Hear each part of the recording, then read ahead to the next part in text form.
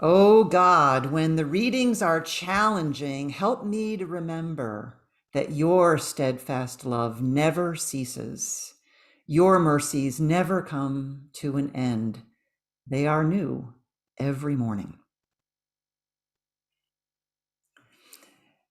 Today's gospel story begins with an interruption. Jesus is on the way to Jerusalem and someone interrupts him. Someone gets in his way on the way. I too sometimes, more often than I care to admit, get in the way, my own way, Jesus's way, when he's trying to have his way with me. I get in the way of my own life's journey, which is God's plan for me. Maybe you can relate too. We watch, we evaluate, we take a few steps in the right direction every now and then. Sometimes we hide, try not to make eye contact. Hope there is a loophole. Keep our eyes and ears open for one.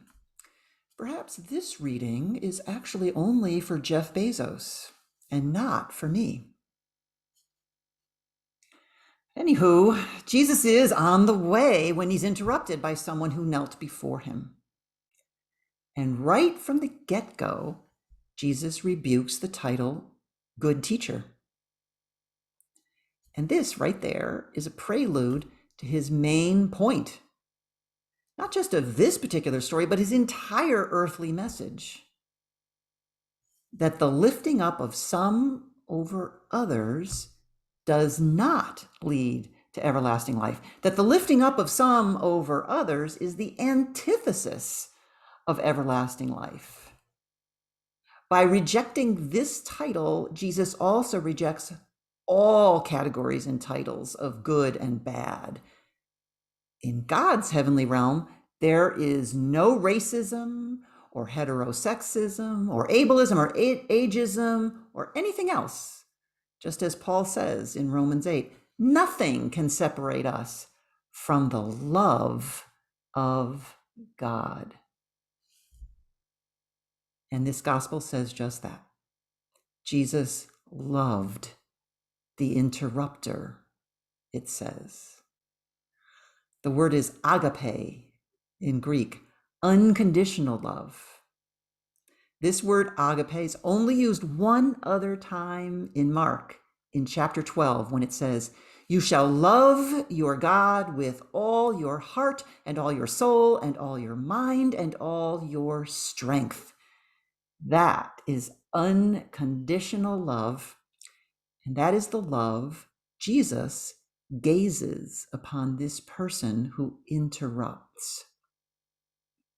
And that is how God and Jesus gaze upon you and me when we do the same. Usually the Bible doesn't explain, it just tells us stuff. And so when it does explain, pay attention, it's really important. And in this biblical narrative, we read about what Jesus said and also why he said it. What he's about to say, he says, because he loves. And what he says is not simply, you should really declutter, because if you do, you'll enter into a more Zen-like lifestyle. It's not declutter because it's good for you, although it is, but that's not the whole story. It's share your wealth because it is good for all of life, eternal life, abundant life, everlasting life, and you'll get it all back. There's a meme out there that says poverty exists not because we cannot feed the poor, but because we cannot satisfy the rich. And as long as we have those categories, those dividers, where we focus on who's good and who's bad, who's rich and poor, gay, straight, black, white, male, female, and all the other categories that we dream up for creating wealth inequity, then humankind cannot ever be satisfied, cannot ever focus on agape, unconditional love. which is the one and only thing that does satisfy and will lead to everlasting, abundant life. And so we are all called, not just Jeff Bezos, to share our wealth so that we might love like God and Jesus unconditionally.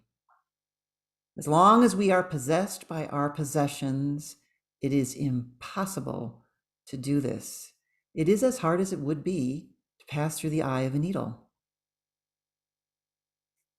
But there is one way that is possible with God, with love, with agape.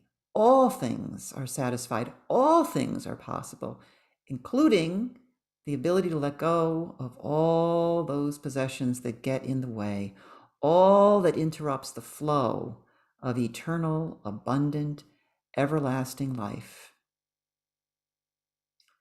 Oh God, remember when the readings are challenging, help me to remember that your steadfast love never ceases. Your mercies never come to an end. They are new every morning.